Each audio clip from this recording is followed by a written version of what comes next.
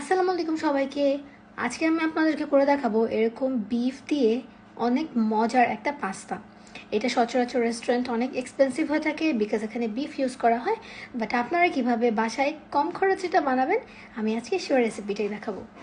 চুলাতে একটা প্যানে তেল গরম করে সেখানে আমি দিয়ে দিলাম পেঁয়াজ কুচি আর রসুন কুচি, আর সাথে দিয়ে দিলাম একটু বেশি পরিমাণে লবণ, বিকজ এই লবণটাই আমাদের বিফ কিমার জন্য লাগবে। তারপর আমি এখানে বিফ কিমাটা দিয়ে দিব। বিফ কিমাটা খুব সহজেই বাসায় বানানো যায়। এটাকে ছোট ছোট টুকরা করে গ্রাইন্ডারের যে মশলা যেটা দিয়ে করে সেটার মধ্যে দিলে এটা কয়েকবার ব্লেন্ড করলে হয়ে যাবে। আমি এভাবে বানিয়েছি। তারপর এখানে আমি দিয়ে দিলাম চিলি ফ্লেক্স, তারপর টমেটো সস। আপনারা এখানে টমেটো পিউরিও দিতে পারেন, যেটা হচ্ছে আর কি টমেটো পেস্ট। তারপর দিয়ে দিলাম আদা গুঁড়া। এখানে আপনারা রসুন গুঁড়াও দিতে পারেন, মিক্স হার্বস, লেবুর রস।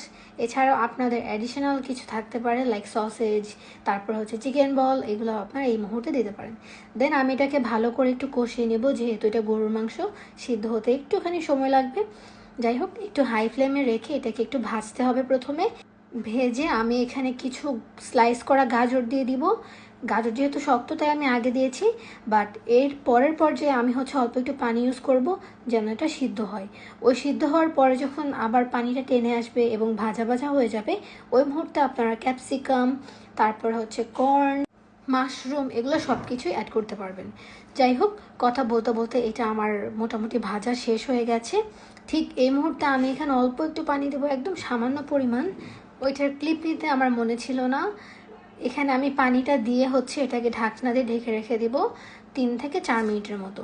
এর মধ্যে পানিটা শুকিয়ে যাবে। শুকিয়ে এলে এখানে আমি দিয়ে দিব আমার সেই সিদ্ধ করে রাখা পাস্তা।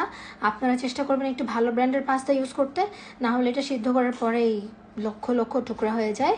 একটু ভালো ব্র্যান্ডের পাস্তা ইউজ করলে এটা ঠিক এরকমই স্টেবল থাকবে, ভাঙবে না। এখন এটাকে আমি খুব ভালো করে মিক্স করে নিব।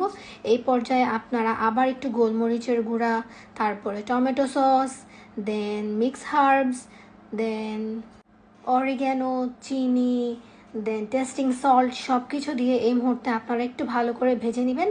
তাহলেই রেডি হয়ে যাবে এই বিফ পাস্তা। এটা ইফতার ঠিক 10 থেকে 15 মিনিট আগে আমি বানিয়েছিলাম অনেক তাড়াহুড়ো করে। দ্যাটস ওয়াই আমি এখানে চিজ কিংবা অন্যান্য কোনো কিছু ইউজ করিনি। আপনারা চাইলে ইফতারের আগে ঝটপট এভাবে একটা বিফ পাস্তা তৈরি করে ইফতারে পরিবেশন করতে পারেন।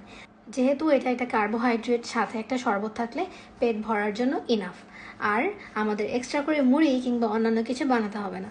যাই হোক, দেখা হবে নেক্সট ভিডিওতে। টিল দেন আপনারা এটা আপনারা অবশ্যই বাসাতে বানাবেন। অ্যান্ড ইয়েস, আমাকে জানাতে ভুলবেন না। দেখা হবে নেক্সট ভিডিওতে। বাই।